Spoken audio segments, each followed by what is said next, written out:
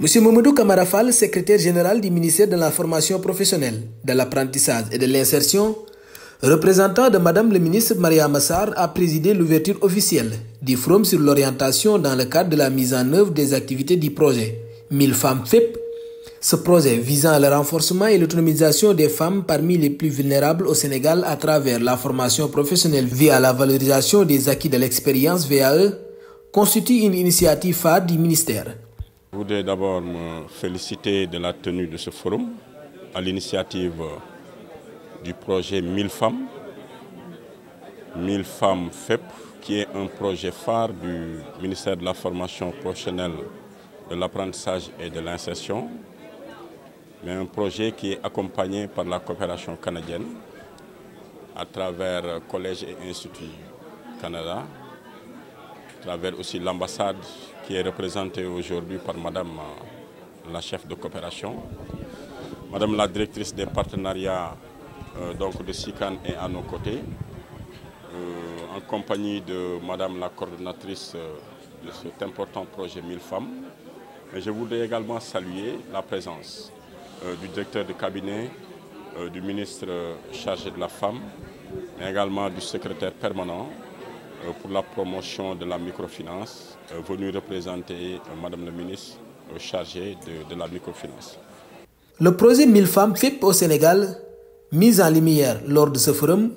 incarne une initiative multidépartementale visant à promouvoir, valoriser et autonomiser les femmes, reconnues comme actrices majeures dans le développement économique du pays. Donc pour dire que c'est véritablement un projet qui aujourd'hui fédère toutes les synergies, les synergies de plusieurs départements ministériels qui s'activent dans la promotion de la femme, dans la valorisation de celle-ci, mais surtout dans l'autonomisation de la femme sénégalaise, étant entendu que c'est une actrice majeure dans le processus de développement économique de ce pays-là. C'est pourquoi aujourd'hui, à l'occasion de ce forum qui se tient sur 3 jours, les organisateurs ont bien voulu mettre l'accent sur la valorisation des acquis de l'expérience. Tout cela pour renforcer le processus de l'autonomisation de la femme, étant rappelé, comme j'ai dit tantôt, que sur le plan économique, il n'est plus à démontrer la contribution qualitative véritablement de la femme. Avec le lancement du projet 1000 femmes FEP, l'objectif initial d'accompagner 1000 femmes est perçu comme une première étape, soulignant la nécessité future de son expansion pour toucher une audience plus vaste. Pas les montants en tête, peut-être Madame la coordonnatrice vous le dira,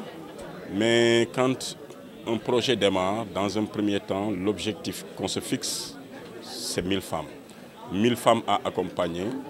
mais cela ne peut pas être un objectif définitif. Donc c'est une première étape qu'il va falloir franchir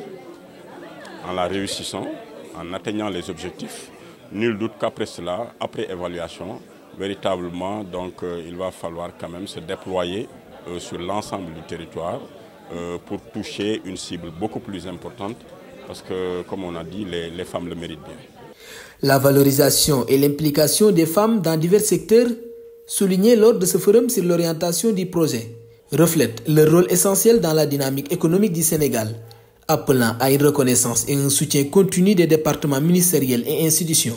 Dans différents domaines, parce que vous savez, les femmes sont partout présentes. Quand on parle d'autonomisation des femmes, je le disais tantôt, aujourd'hui on a quelques ministères partenaires qui sont là,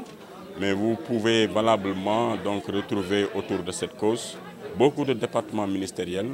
parce qu'il n'y a pas un secteur d'activité où on note des avancées sans qu'il y ait l'implication des femmes. C'est la raison pour laquelle nous nous félicitons de la présence et de l'implication des départements comme celui de la femme, celui de la microfinance. Le ministère du Travail valablement peut trouver sa place ici. Pareil pour l'éducation, l'enseignement supérieur, parce que partout où il y a une activité, que ce soit dans l'administration publique, que ce soit dans le privé, les femmes jouent un rôle majeur malgré les contraintes sociales et professionnelles qu'elles traversent, mais elles sont présentes dans la chaîne de productivité de ce pays-là. Il faut s'en féliciter, il faut saluer leur implication, mais il faudra également les encourager jusque dans les coins les plus reculés de ce pays.